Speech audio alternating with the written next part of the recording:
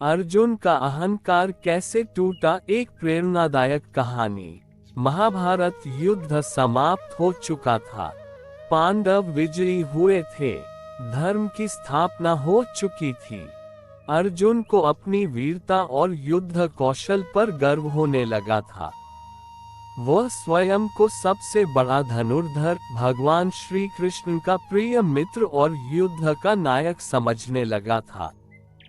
धीरे धीरे ये गर्व अहंकार में बदलने लगा। एक दिन अर्जुन ने श्री कृष्ण से कहा, केशव, यदि तुम रथ नहीं चलाते तब भी मैं अकेले ही कौरवों को हरा सकता था। तुमने मेरे रथ को खींचा पर जीत तो मेरी ही थी। श्री कृष्ण मुस्कुराए। वे अर्जुन के मन में जन्मे अहंकार को पहचान चुके थे। उन्होंने कुछ नहीं कहा, बस अर्जुन से एक कार्य करने को कहा। घटना की शुरुआत। श्री कृष्ण अर्जुन को लेकर एक घने वन में गए।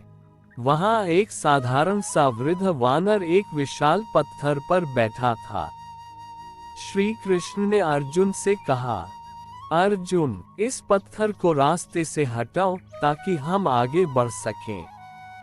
अर्जुन ने तीर निकाला और पूरी शक्ति से पत्थर पर चलाया, लेकिन पत्थर हिला तक नहीं। उसने और भी कई बाण चलाए पर पत्थर टस से मस नहीं हुआ। तभी वह वानर हंस पड़ा और बोला, हे वीर, इतना घमंड किस बात का? एक पत्थर नहीं हटा सकते और स्वयं को महान योद्धा कहते हो।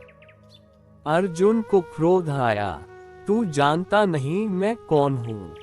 मैं अर्जुन हूँ, महाभारत का विजेता। वानर बोला, मैं भी कोई साधारण वानर नहीं हूँ। मेरा नाम हनुमान है। हनुमान का रूप और अर्जुन का बोध। अर्जुन चौंक गया। तभी वानर का तेजस्वी रूप प्रकट हुआ। वह वास्तव में महाबली हनुमान थे। अर्जुन तुरंत श्री कृष्ण की ओर देखने लगा, जो अब अपने चतुर्भुज रूप में प्रकट हो गए थे। श्री कृष्ण बोले, अर्जुन, ये तुम्हारा अहंकार था जो तुम्हें भ्रमित कर रहा था। तुम्हारी विजय का कारण तुम्हारी शक्ति नहीं, बल्कि ईश्वर की कृपा थी।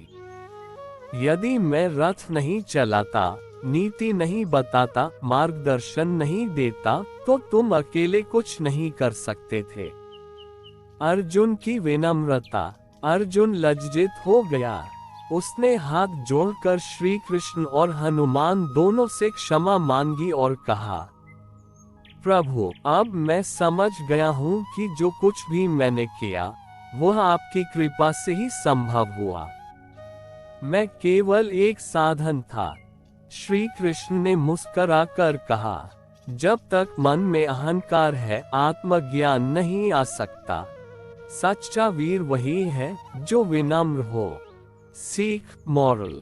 इस कहानी से हमें ये सीखने को मिलता है कि अहंकार मनुष्य का सबसे बड़ा शत्रु है।